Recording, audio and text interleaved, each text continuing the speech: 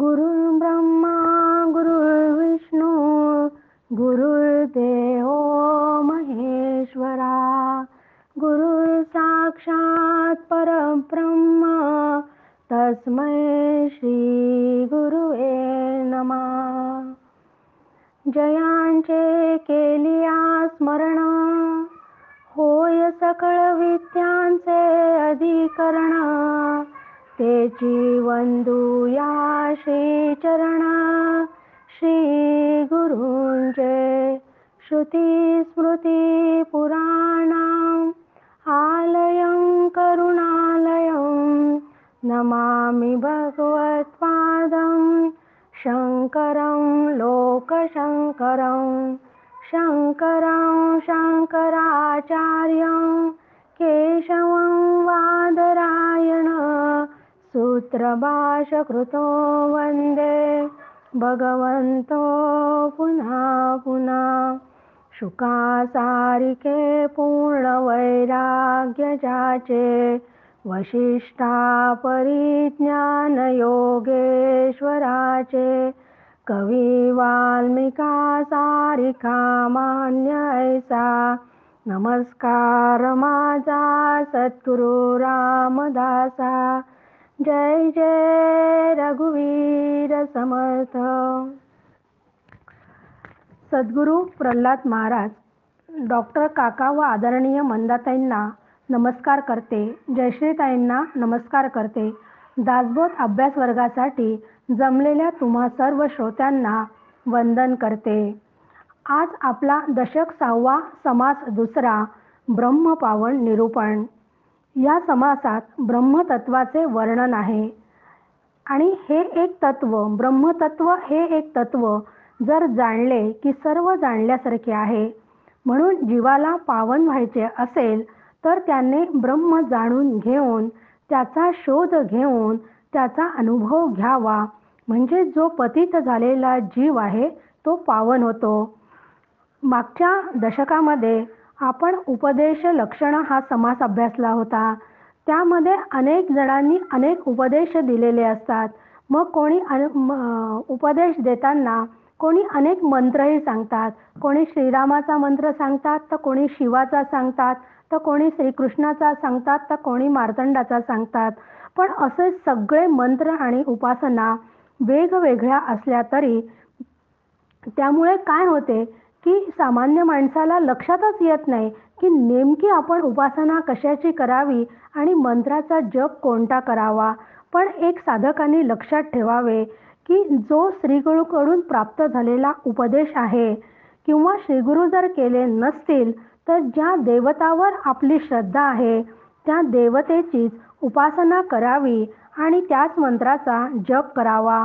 पण हे सगळे करत असताना एक गोष्ट मात्र नक्की लक्षात ठेवायला पाहिजे की या सगळ्या उपदेशांमध्ये सर्वश्रेष्ठ उपदेश तोच आहे की ज्यामध्ये ब्रह्मज्ञान सांगितले जाते.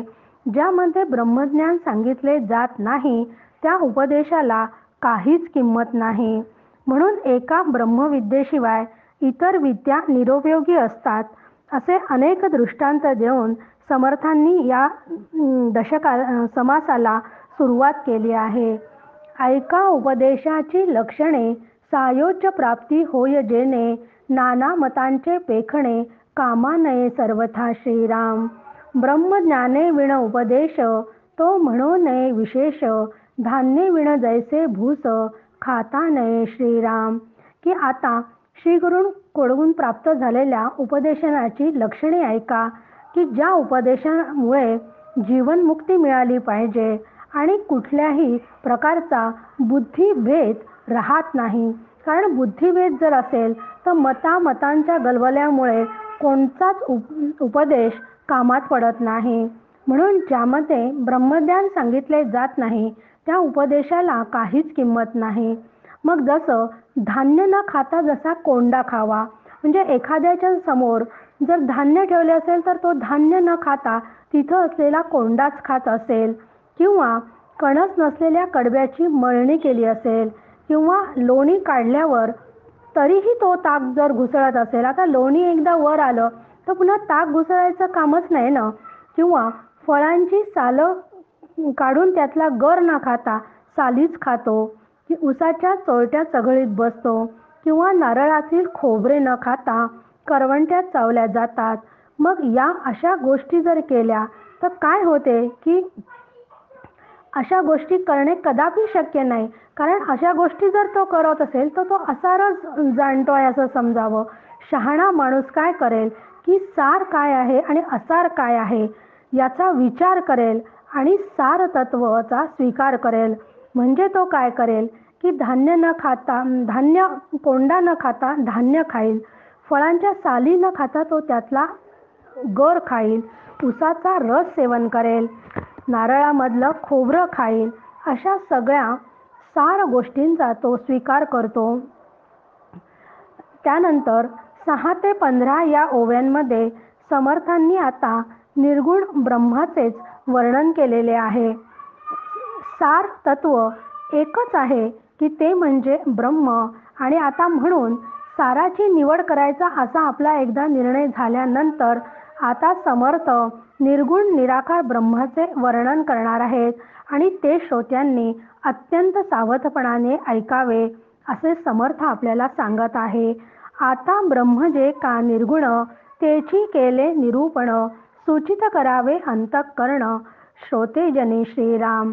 की हे श्रवण करताना चित्त सूचित करावे असं समर्थ सांगतात. कारण अंतःकरण वृत्ती जर सतत बाहेर धावत असेल तर त्यामुळे बाहेरची धाव कमी करून अंतःकरण वृत्तीला आत वळविले पाहिजे. आणि असा प्रयत्न केल्याशिवाय खरे श्रवण घडत नाही. म्हणून श्रवण करण्यासाठी अनुकूल असलेली सार धारण करण्याची शक्ती क्षमता आपल्याला वाढवायला हवी आणि एकाग्रतेने श्रवण करायला पाहिजे. सकळ सृष्टीची रचना ते हे पंचभूतिक जाणा, परंतु हे तगेना सर्व काळ श्रीराम.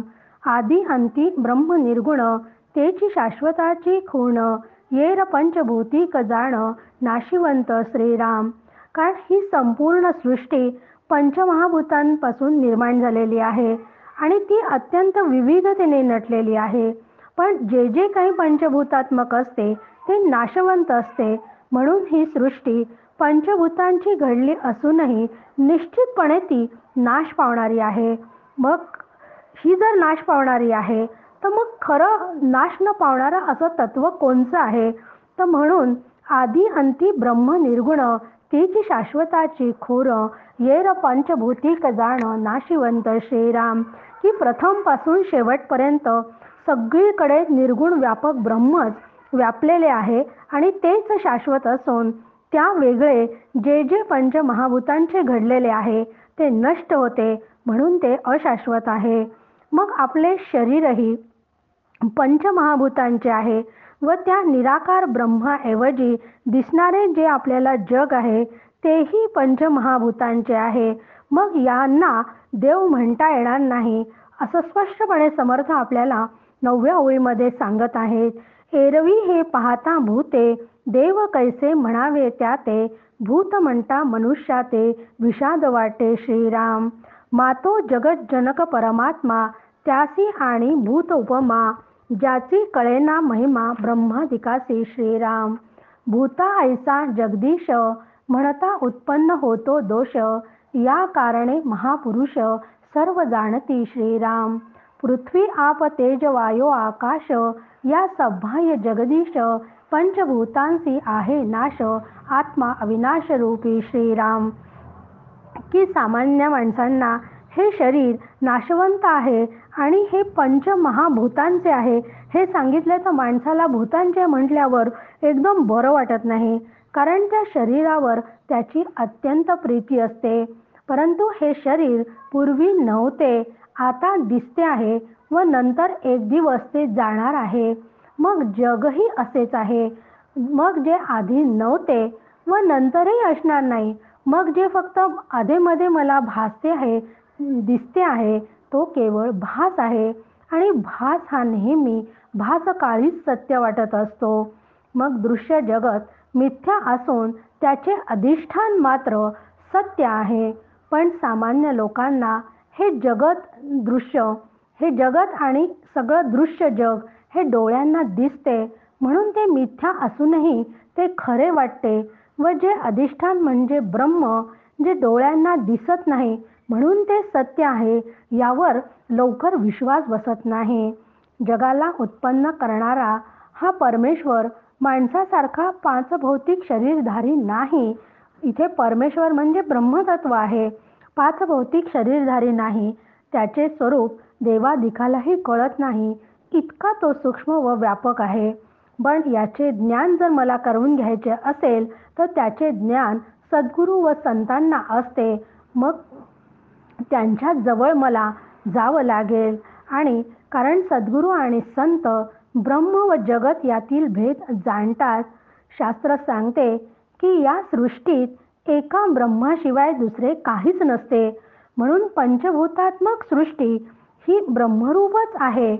सर्व खल्विदम ब्रह्म असा सिद्धांत आहे.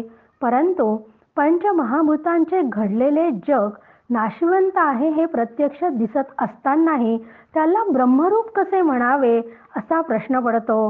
पण याचे उत्तर आत्मवेत्या पुरुषांना माहीत असते. ब्रह्माच्या अधिष्ठानावर जगत भासते. जे जे अध्यस्त असते ते अधिष्ठानावरच भासते, अधिष्ठानावरच राहते व अधिष्ठानातच लीन होते. त्यामुळे शास्त्रानुसार अध्यस्त अधिष्ठान रूपच असते म्हणून पंचभौतिक विश्व ब्रह्मरूपच आहे. म्हणून पृथ्वी, आप, तेज, वायू व आकाश या पंचभूतांच्या आत व बाहेर फक्त सूक्ष्म तत्वच बाहेर फक्त आत्माच भरून आहे. या महाभूतांना नाश असून फक्त आत्माच अविनाशी आहे. आतापर्यंत आपण बऱ्याच वेळा अधिष्ठान, अध्यस्त, भ्रम हे शब्द सतत ऐकत आहोत. पण आज याचा उलगडा आपण करू की अधिष्ठान म्हणजे काय किंवा अध्यस्त म्हणजे काय आणि अध्यास म्हणजे काय. त्याशिवाय हा समाज आपल्याला लक्षात येणार नाही. म्हणून त्यांनी म्हटलं आहे की भूता ऐसा जगदीश म्हणता उत्पन्न होतो दोष. या कारणे महापुरुष सर्व जाणती श्रीराम. की ब्रह्म व जगत यातील भेद महापुरुष जाणतात. मग मला हे का जाणतात? कारण त्यांचं लक्ष फक्त अधिष्ठानावर असते आणि अधिष्ठानाकडे जर लक्ष असेल तर माणूस भ्रमात राहत नाही. मग अधिष्ठान म्हणजे काय? तर ज्यावर भास होतो त्याला अधिष्ठान म्हणतात.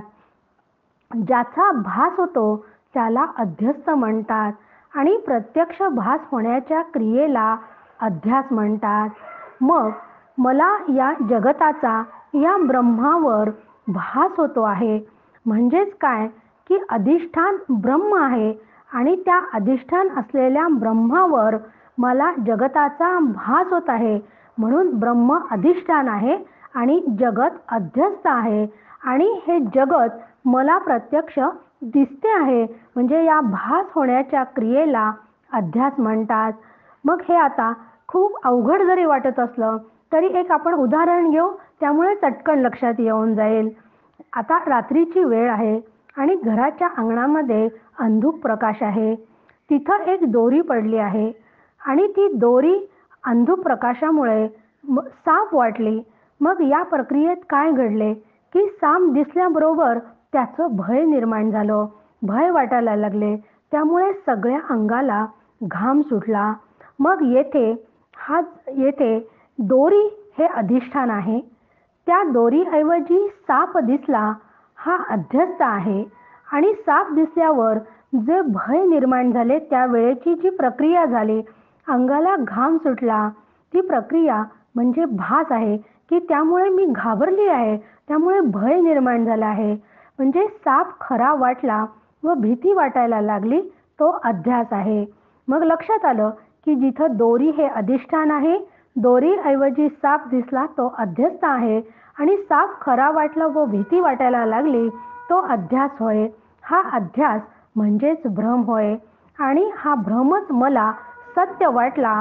त्यामुळे मला काय झालं की ती दोरी असताना मला तो भ्रमाने साप वाटला. त्याचा परिणाम झाला की भय निर्माण झालं. पण घरातील दुसऱ्या व्यक्तीने जेथे साप दिसला त्या ठिकाणी बॅटरीचा प्रकाश टाकला. मग लक्षात आले की तिथं साप नसून दोरी आहे आणि दोरी आहे हे समजल्याबरोबर भय निघून गेले. ती दोरी तेथेच पडलेली असली तरी आता त्याचे भय वाटत नाही. अगदी तसंच हा सिद्धांत इकडे लावायचा आहे परमार्थामध्ये, की ब्रह्म हे अधिष्ठान आहे व जगत हे अध्यस्त आहे. जोपर्यंत मला हे जग सत्य आहे तोपर्यंत मला सुखदुःखाचा अनुभव येणार आहे. पण एकदा संतांकडून हे जग सत्य नसून तो केवळ भास आहे याचे ज्ञान होते तेव्हा जग मिथ्या आहे हे लक्षात येते व मिथ्या असल्यामुळे ते नाशवंत आहे. म्हणून नाशवंत गोष्टींचा फारसा विचार न करता अधिष्ठानाचा विचार करावा, कारण अधिष्ठानच फक्त सत्य असून बाकी सर्व असत्य आहे. म्हणून जेव्हा जेव्हा भास होतो तेव्हा त्याला अधिष्ठान असतेच असा सिद्धांत आहे. 13व्या ओवीत समर्थ आपल्याला सांगत आहे, जे जे रूप आणि नाम तो तो अवघाची भ्रम, नाम रूपातीत वर्म अनुभवे जाणावे श्रीराम. की या जगतामध्ये प्रत्येक गोष्ट नाम आणि रूपाने मला दिसते आणि जे ज्या गोष्टी मला नाम आणि रूपाने दिसतात तो सगळाच भ्रम आहे. नाम आणि रूप या दोन्हींनाही इथे भ्रम म्हटलेले आहे. म्हणजे कोणताही पदार्थ जेव्हा आपल्याला दिसतो तेव्हा त्याला 5 अंगे असतात. एक अस्ति, दुसरं भाती, तिसरं प्रिय, नाम आणि रूप असे 5 अंग असतात. तर अस्ति म्हणजे तो पदार्थ असतो त्याला अस्ति म्हणतात. भाती म्हणजे तो पदार्थ दिसतो. प्रिय म्हणजे तो पदार्थ उपयुक्त किंवा हवासा वाटतो. नाम म्हणजे त्या पदार्थाला नाव असते आणि रूप म्हणजे त्या पदार्थाला आकार असतो. यातील नाम आणि रूप हे 2 अंगे मायेच्या प्रांतातले आहेत आणि अस्ति, भाती, प्रिय ही 3 अंगे ब्रह्माची आहेत. मग आता आपण हे अस्ति, भाती, प्रिय, नाम आणि रूप एका उदाहरणाने समजून घेऊयात. की उदाहरणार्थ माझ्यासमोर एक घड्याळ आहे. घड्याळाला अनेक नामे व रूपे आहेत. घड्याळाला आपण मराठीत घड्याळ म्हणतो, इंग्रजीत त्याला वॉच म्हणतो, हिंदीमध्ये त्याला घडी म्हणतात. म्हणजे अनेक भाषेत वेगवेगळी नावे त्याला असतात. तसेच घड्याळाला अनेक रूपे असतात. काही घड्याळ गोल तर काही चौकोनी असतात, तर काही त्रिकोणी असतात, तर काही अंडाकृती असतात. अशा विविध आकाराची ती असतात. म्हणजे घड्याळाची नाम व रूप या दोन्ही गोष्टीमध्ये अनिश्चितता आहे. कारण सगळं सारखं तिथे नाही आहे. त्या घड्याळाला प्रत्येकाचं नाम वेगळं आहे, रूप वेगळं आहे. म्हणून घड्याळाची नाम व रूप या दोन्ही गोष्टीत अनिश्चितता आहे व जे जे अनिश्चित असते ते ते माईक असते. परंतु कुठल्याही नावाचे व रूपाचे घड्याळ मात्र निश्चित असते. म्हणजे त्याचे ज्ञान होते. वेळ समजण्यासाठी त्याचा उपयोग होत असल्याने ते प्रिय असते. आणि घड्याळाचा नाश झाला तरी समजा ते घड्याळ हातातून पडले व फुटले तरी त्याच्या नाशाबरोबर त्याचे नाम व रूप जाते. परंतु अस्ति, भाती, प्रिय ही 3 तत्वे मात्र नष्ट होत नाही. याच घड्याळाप्रमाणे जगतातील लक्षावधी वस्तूंना अस्तित्व असते, त्याचे ज्ञान होते व त्या प्रियही असतात. म्हणून जगत नष्ट झाले तरी अस्ति, भाती आणि प्रिय ही 3 तत्वे अखंड असतात. त्या तत्वाला ब्रह्म म्हणतात. म्हणून ज्याला ज्याला रूप आणि नाम असते तो सगळा दृश्य जगतातला पसारा आहे आणि दृश्य भ्रमरूप आहे. नाम व रूपे यांच्या मागे, प्रत्येक नाम आणि रूपाच्या मागे अस्तित्व, भातित्व व प्रियत्व असते. म्हणजे कोणतेही रूप असते, कळते व हवेसे वाटते. रूप हजारो असले तरी त्याचे असणे, कळणे व हवेसे वाटणे मात्र एकच असते. पण हे समजायला मात्र अनुभवच लागतो आणि ज्याला याचं वर्म ज्यांना हे वर्म समजते ते वर्म अनुभवानेच लक्षात येते असं इथे समर्थ आपल्याला सांगत आहेत. पंचभूते आणि त्रिगुण ऐसी अष्टधा प्रकृती जाण, अष्टधा प्रकृतीच नामाभिधान, दृश्य ऐसे श्रीराम. ते हे दृश्य नाशिवंत ऐसे वेद श्रुती बोलत निर्गुण ब्रह्म शाश्वत जाणती ज्ञानी श्रीराम. म्हणून अष्टधा प्रकृती म्हणजे काय तर अष्टधा प्रकृती म्हणजे पंचमहाभूत आणि सत्व रज तम ही 3 गुण या 3 गुण आणि पंचमहाभूते ही मिळून अष्टधा प्रकृती तयार झालेली आहे. आणि या प्रकृतीलाच किंवा या सृष्टीलाच दृश्य जग असं म्हणतात. आणि आत्ताच आपण म्हटलं की जे जे वेगळे जाणवते, दृश्यसृष्टी मला सगळी जाणवते, भासते आहे, दिसते आहे. त्यामुळे जे जे वेगळेपणाने जाणवते ते सगळं दृश्य या एकाच वर्गात मोडते. आणि दृश्य हे नाश पावणारे आहे असं वेद आणि उपनिषदेत आपल्याला सतत सांगत असतात. पण अरूप आणि स्वसंवेद्य असलेलं ब्रह्म मात्र अविनाशी आहे. आणि हे ब्रह्मवेत्ते फक्त याला जाणतात. हे ब्रह्मतत्व कसं आहे की जे शस्त्रे तोडिता तुटेना, जे पावके जाळीता जळेना, कालविता कालवेना आपे करुणे श्रीराम. जे वायोचेनी उडेना, जे पडेना ना झडेना, जे घडेना ना दडेना, परब्रह्म ते श्रीराम. ज्यासी वर्णची नसे ते सर्वाहुनी अनारिसे, परंतु असताची असे सर्व काळ श्रीराम. की असं हे ब्रह्मतत्व जे अरूप आहे, स्वसंवेद्य आहे आणि अविनाशी आहे असं ते ब्रह्मतत्व, त्याला कोणीही शस्त्राने ते कधी तोडू शकत नाही. अग्नीने त्याला जाळता येत नाही, मातीप्रमाणे त्याला पाण्यात कालवता येत नाही, वाऱ्याने ते उडत नाही, वरून खाली पडले तरी ते फुटत नाही, त्याची झीज होत नाही, त्याचे कुठलेही अवयव वाळून जात नाहीत व जे कधीच कुठेच लपून राहत नाही. म्हणजेच शुद्ध जाणीवेच्या रूपाने ते सर्वांच्या मध्ये सतत अनुभवाला येते, तेच ब्रह्मतत्व आहे. या ब्रह्माला कुठलाही रंग नाही, ते कशात किंवा कोणामध्येही एक रूप होऊन राहत नाही आणि ते तिन्ही काळामध्ये सतत अबाधितच असते. म्हणून 19व्या ओवीमध्ये त्यांनी म्हटलं आहे, दिसेना तरी काय झाले, परंतु ते सर्वत्र संचले, सूक्ष्माची कोंदाटले जेथे तेथे श्रीराम. की ते हे ब्रह्मतत्व 5 ज्ञानेंद्रियांना व मनांना कळत नसले तरी ते आहेच.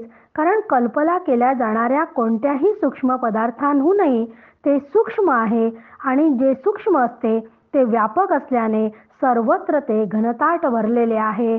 पण अज्ञानी लोकांना ते दिसत नसल्यामुळे ते नाहीच असं वाटते. पण हे सूक्ष्म तत्व चराचरामध्ये ओतप्रोत भरलेलं आहे. म्हणून ज्ञानेश्वर महाराज हरिपाठात सांगतात, भरला घनदाट हरी दिसे, दिसेना दृष्टीस लागली सवे, जे दिसले तेची पहावे, परंतु गूच ते जाणावे, गौम्य आहे श्रीराम. की माणसाला इतकी दृश्य जगताची सवय झालेली आहे आणि दृश्य जगत सतत समोर दिसत असल्यामुळे त्याच्या दृश्याच्या पलीकडे असणारे तत्व काही असते याचा तो विचारच करू शकत नाही. मग जे बुद्धीलाही कळू शकते, ते ज्ञानेंद्रियालाही कळू शकते, तेच अस्तित्वात आहे असं त्याला वाटायला लागते. परंतु ब्रह्मतत्व हे बुद्धीने जाणता येत नाही, ज्ञानेंद्रियांनी कळत नाही. म्हणून ते अस्तित्व ते कळत नाही. तर ते कळण्यासाठी मला अत्यंत सूक्ष्म बुद्धीनेच त्याचा विचार करावा लागतो.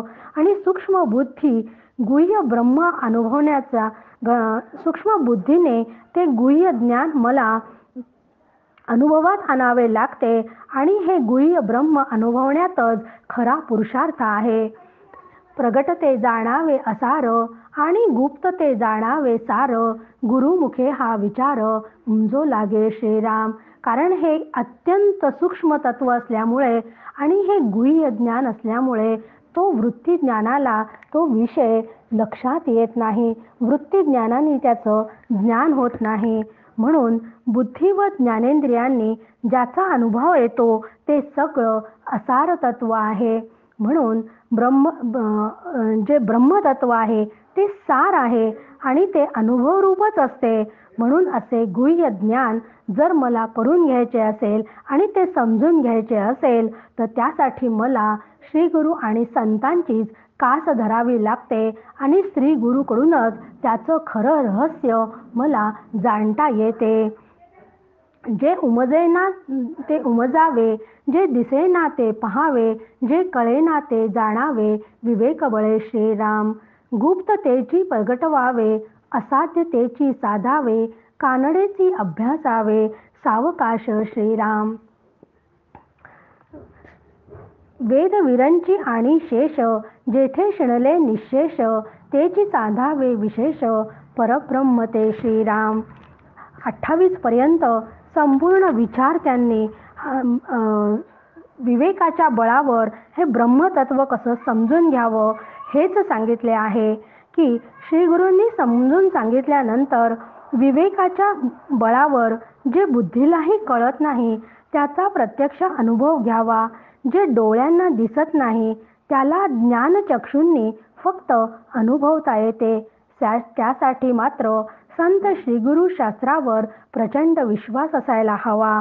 अत्यंत धीराने, काहीही गडबड घाई न करता त्यांनी सांगितलेले साधन व्यवस्थित करावे.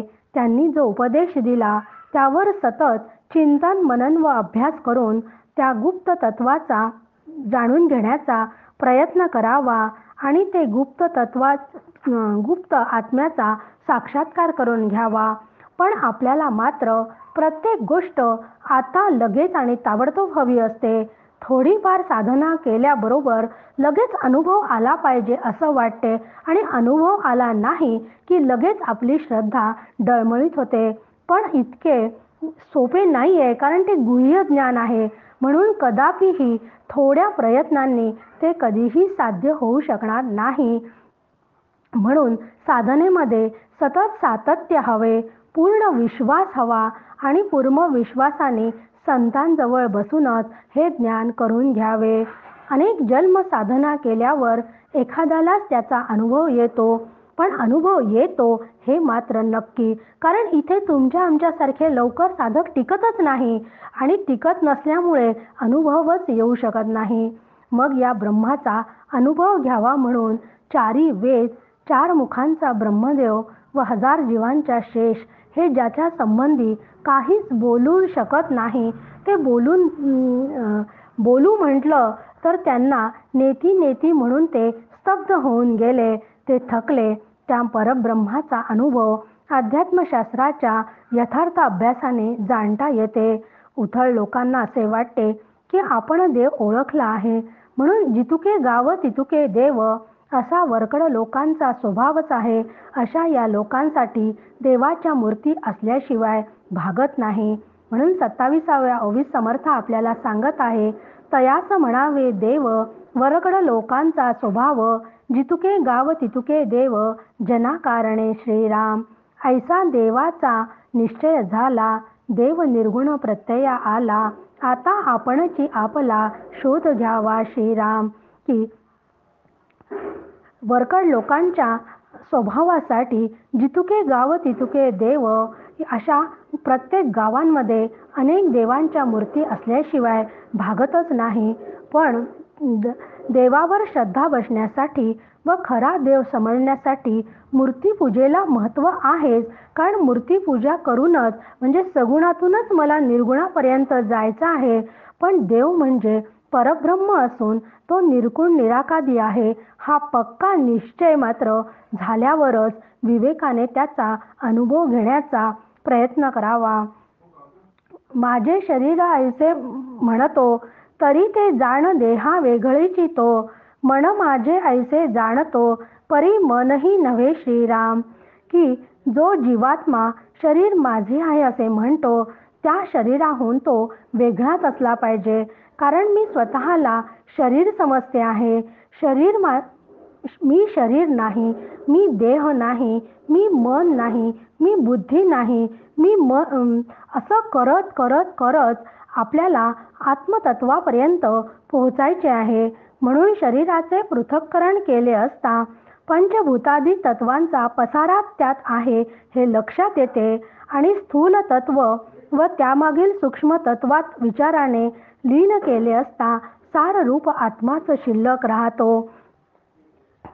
आपणासी ठावची नाही येते पाहणे न लगे काही, तत्वे ठाईंच्या ठाई विभागून गेली श्रीराम.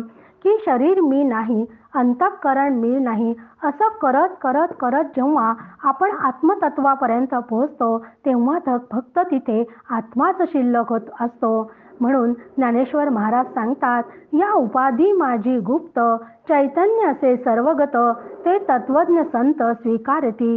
की शरीराचा निराश करून शरीरात दडलेले चैतन्य संत स्वीकारतात. या ओव्या समर्थांनी आपल्याला शरीरात असलेल्या चैतन्याचा शोध घेण्यासाठीच सांगितलेल्या आहेत. देहाचा विचार केला तर लक्षात येते की या शरीरामध्ये पंचभूतादी तत्वांचा पसाराच आहे.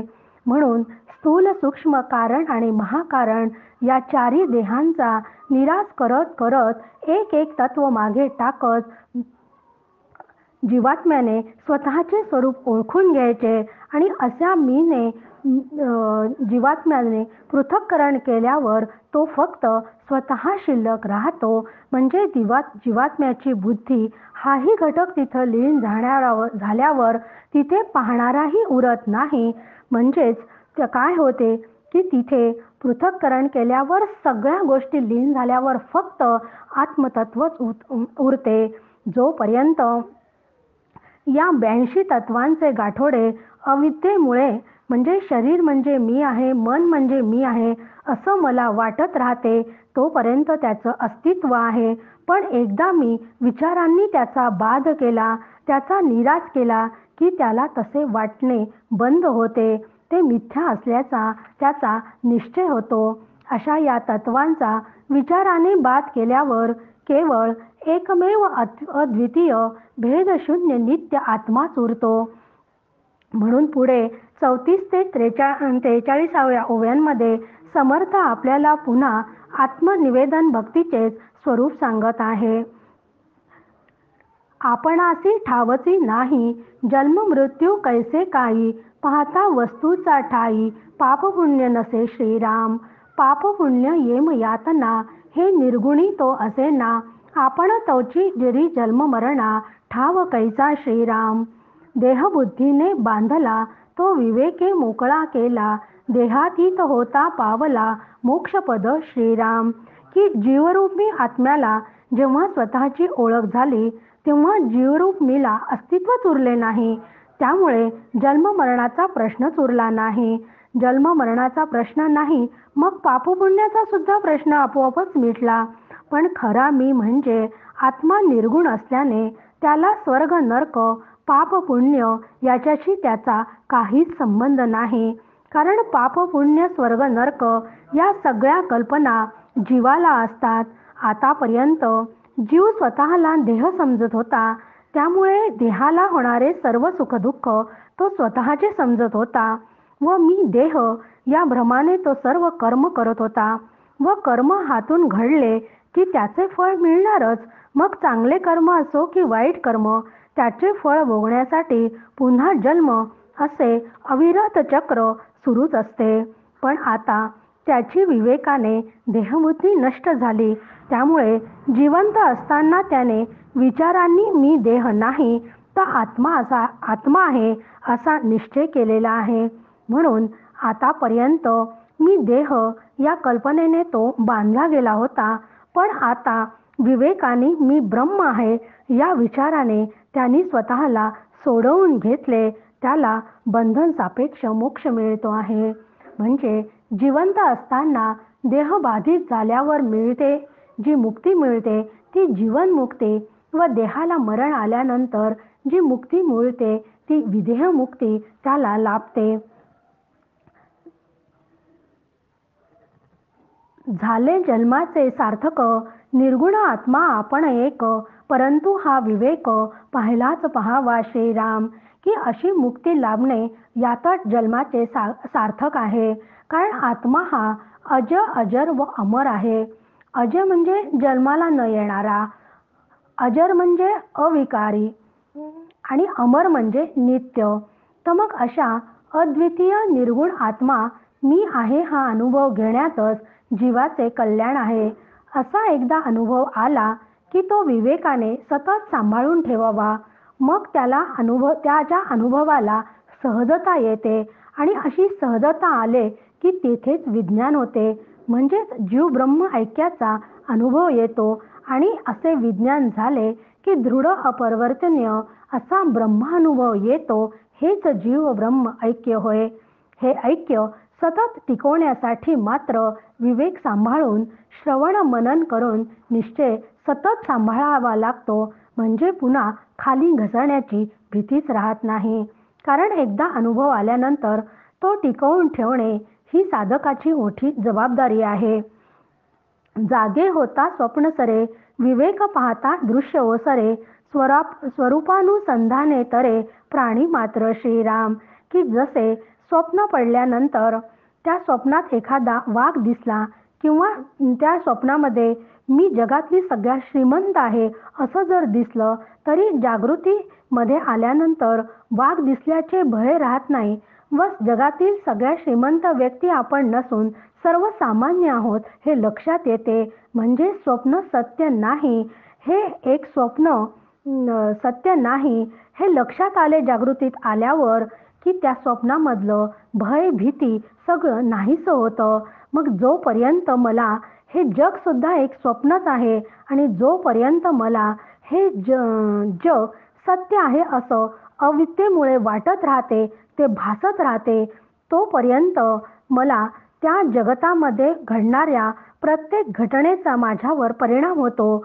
आतापर्यंत देहबुद्धी होती व त्यामुळे सतत देहबुद्धी होती आणि जग सत्यत्व पण वाटत होतं. त्यामुळे अनुकूल प्रतिकूलतेचा खेळ सतत सुरू होता. पण विवेकाने मी ब्रह्म आहे या अनुभवामुळे मी मिथ्या आहे याचा निश्चय केला. त्यामुळे जीव मुक्त झाला. म्हणजे जसं स्वप्नकाळी स्वप्न सत्य वाटत असलं तरी जागृतीत आल्यावर स्वप्न सत्य नसते, तसंच माझं अधिष्ठानाकडे लक्ष गेलं की जग सत्यत्वाची भ्रांती निघून जाते आणि जीव मुक्त होतो. म्हणजे त्याला ब्रह्मानुभव येतो. म्हणजे जीवरूप मीचे 39व्या ओवीत त्यांनी समर्थ आपल्याला सांगत आहे, आपणास निवेदावे आपण विवेके नुरावे, आत्मनिवेदन जाणावे याचे नाव श्रीराम. की जीवरूप मीचे आत्मरूपमध्ये विसर्जन करून जीवरूप मीचा बाध करून घ्यावा, हेच आत्मनिवेदन. यालाच जीव ब्रह्म ऐक्य म्हणतात. यासाठी दृश्य जगतातील सर्व पदार्थ अनात्म असून केवळ ब्रह्म हेच तत्व सत्य आहे व ते मी आहे. यालाच आत्मानात्म विवेक म्हणतात. याचा विचार पुन्हा आत्मानात्म विवेकाचा विचार 12व्या दशकामध्ये पुन्हा येणारच आहे. 40वी ओवी. आधी अध्यात्म श्रवण, मग सद्गुरु पाद सेवन, पुढे आत्मनिवेदन, सद्गुरु प्रसादे श्रीराम. आत्मनिवेदना उपरी निखळ वस्तू निरंतरी, आपण आत्मा अंतरी बोध झाला श्रीराम.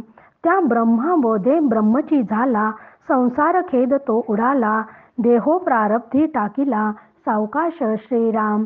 की असा आत्मानात्म विवेक करण्यासाठी अध्यात्मशास्त्राचे ग्रंथ एखाद्या अधिकारी व्यक्तीकडून समजून घ्यावे.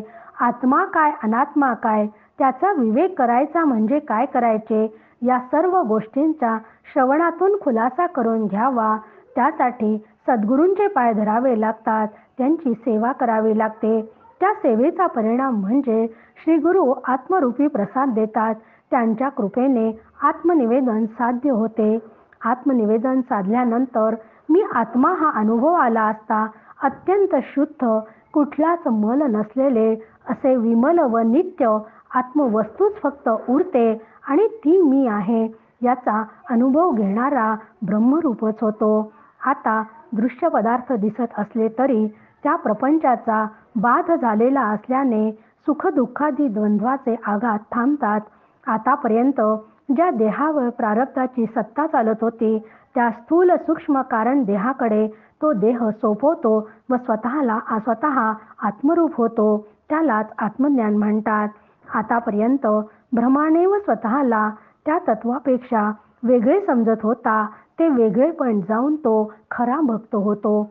असा भक्त भगवंताशी एकरूप झाला, तेच जीवाशिवाचे ऐक्य होय. अशा या भक्ताला अखंड समाधान लागते. मग यासी आता होणारे ते होय नाका आणि जाणार ते जाये नाका. तुटली मनातली आशंका जन्ममृत्यूची श्रीराम. संसारी पुंडावे चुकले देवा भक्ता ऐक्य झाले. मुख्य देवास ओळखिले सत्संगे करुणी श्रीराम. मग जीवनात चांगले अथवा वाईट काहीही घडले तरी त्याला आता काहीच फरक पडत नाही. जे व्हायचे ते खुशाल होऊ द्या व जे जायचे ते खुशाल जाऊ द्या, अशी त्याची भूमिका तयार होते. माझा जन्म झाला असून मी मरणार आहे हा भ्रम संपूर्णपणे मावळून जातो व तो जन्म मरणाच्या चक्रातून त्याची सुटका होते. श्रीगुरूंच्या सहवासात ब्रह्मस्वरूपाची ओळख पटल्यानंतर देव व भक्तांचे ऐक्य झाले. मग उर्वरित आयुष्यामध्ये संसारात सुखदुःखाचे देण्याचे सामर्थ्यच उरत नाही व जन्माला आल्याचेही त्याला दुःख वाटत नाही. जन्माला आल्याला तरी त्यांनी जगत सत्यत्वाचा बाध केलेला असल्यामुळे त्याला जन्म मृत्यूचे भय आता उरतच नाही. मग एकच स्थिती उरते, जी तुकाराम महाराज म्हणतात, आनंदाचे डोही आनंद तरंग, आनंदाची अंग आनंदाचे. असा अनुभव तुम्हाला व मला यावा असं समर्थ चरणी मी प्रार्थना करते. जय जय रघुवीर समर्थ.